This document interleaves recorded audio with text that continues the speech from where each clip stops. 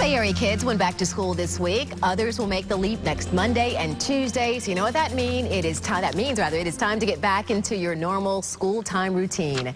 Tampa Bay Parenting Magazine editor Angela Ardolino is here now with some advice to make the transition as stress-free as possible. We know there's going to be stress, but at least we can make it a little bit easier on ourselves. And it's always good to see you. Too. Well, we were just talking. You were saying your girls go back next week and they've been staying up late. Well, take at least this week to get them back into the routine slowly but surely, because they're not going to want to go to bed on time. Yeah, you say you have to start as early as possible. You can't wait until the night before. No, you can't. I mean, if they're starting next week, I know some of them have already started, so it's never too late. But start having them go to bed a little bit earlier so they get back into that bedtime routine. But the key is to prepare the night before.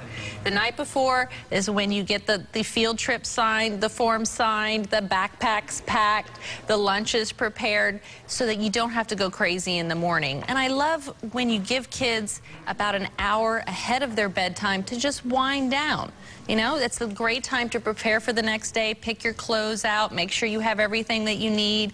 There's no electronics on. There's no television, maybe story time. And just give them some time to relax an hour before their bedtime so that they're ready in the morning. Okay, let's talk about bedtime. We know the key to success in school is for the kids to get a good night's sleep, but that's easier said than done for a lot of parents. What's an ideal bedtime for kids, and how much sleep do they really need? Well, most kids need about 9 hours or even more. The younger they are, the more sleep they need, so that they stay energized throughout the whole day and stay awake during their lessons. They learn more, they feel better. So they may not think they need that much sleep, but they do. So making sure that they get to bed and get at least 9 hours of sleep is very important. We have a chart actually on ABC Action News where it breaks down ages and what times they should go to bed.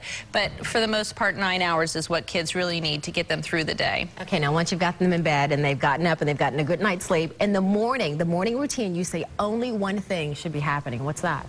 Just getting dressed and having a healthy breakfast. No wait at the last minute? No, nothing else.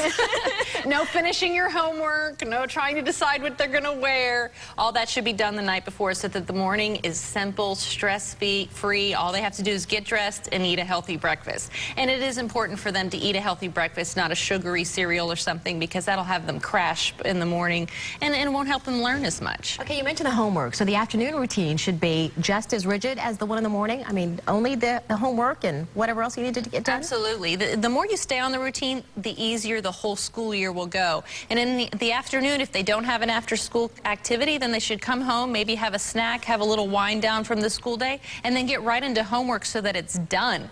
And then if they want to go play or do something, that's great, but get the homework done pretty soon when they get home. It helps them refresh what they learned throughout the day, and it gets done and you don't have to worry about it anymore. So it's really important for you to stay on that routine. If they do have an after-school care program, then they can either do it before they go to their after-school care program, or it's something that they need to get done right when they come home, so that it's not midnight and they're still working on their homework and then they're not getting enough sleep and then it's just a bad snowball. Absolutely.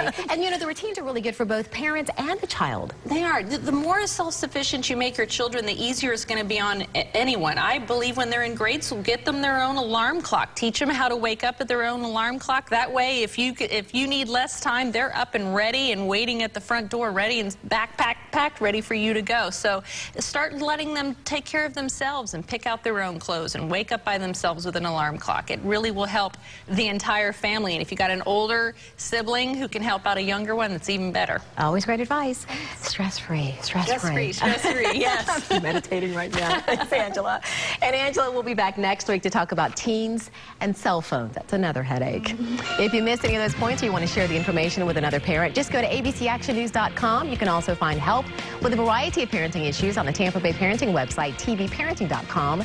And while you're there, sign up for a subscription to Tampa Bay Parenting Magazine.